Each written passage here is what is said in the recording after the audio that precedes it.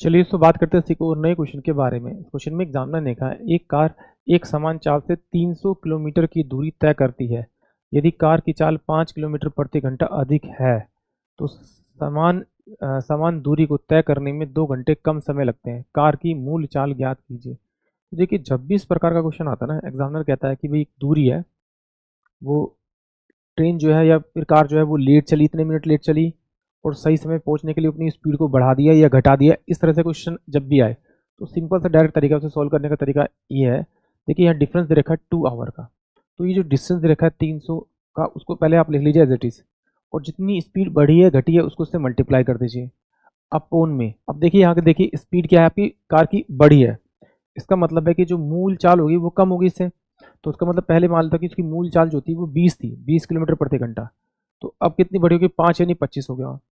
जरा इसको सवाल करूँ तो 25 25 25 और 20 पंजे 100, 3 घंटे आ रहा है। इसका मतलब 3 घंटे तो है नहीं, 2 घंटे आना चाहिए। फिर लिया मैंने 25, यानी कि उसकी सामान्य चाल 25 किलोमीटर थी, तो 5 किलोमीटर प्रति घंटा उसने बढ़ाई, तो कितना हो गया आपका, 30 हो गया। सोल्व करूंगा तो कितना आ जाएगा आपका, 10 आ जाएगा।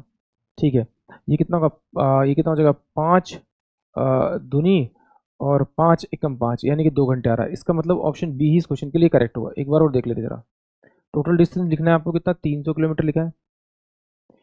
स्पीड कितनी बढ़ी है उससे मल्टीप्लाई कर दीजिए अपोन में।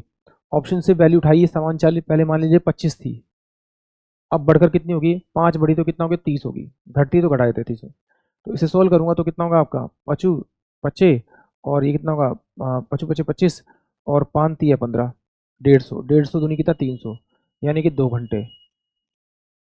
ये डिफरेंस आ रहा है, यानी कि इस क्वेश्चन को आप इस तरह से सोल्व कर सकते हैं। अब जरा चलिए इसे डिटेल से सोल्व करते हैं एक बार, अगर इसे नहीं करना। तो देखिए, टोटल डिस्टेंस कितना था आपका, 300 था, पहले भी 300 था, अब भी 300 था।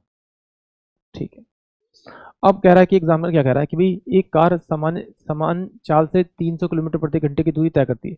यदि कार की चाल 5 किलोमीटर प्रति घंटा अधिक है तो समान समय की दूरी को तय करने में 2 घंटे कम समय लगता है। यानी कि सिंपल सी बात है, अगर वो सामान्य चाल से चलती है, यानी कि एक्स स्पीड चलती है, तो वो अपने फिक्स टाइम पे पहुंचेगी।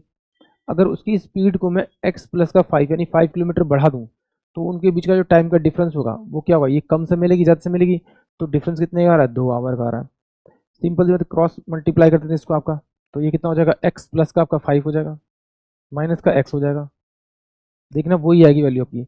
और इंटू में 300 रख लेता हूँ जरा, अपोन में एक्स, और ये हो जाएगा, सॉरी, एक्स प्लस का 5 और ये एक्स, एक्स बराबर है 2।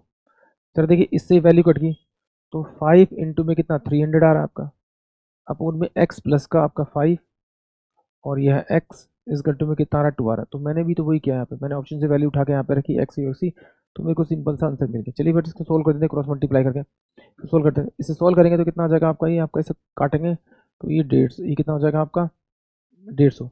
तो 15 पंजे 75, 15 पंजे 75, यानी कि एक्स का स्क्वायर प्लस में 5 एक्स बराबर में होगा 15 पंजे 75, यानी 750।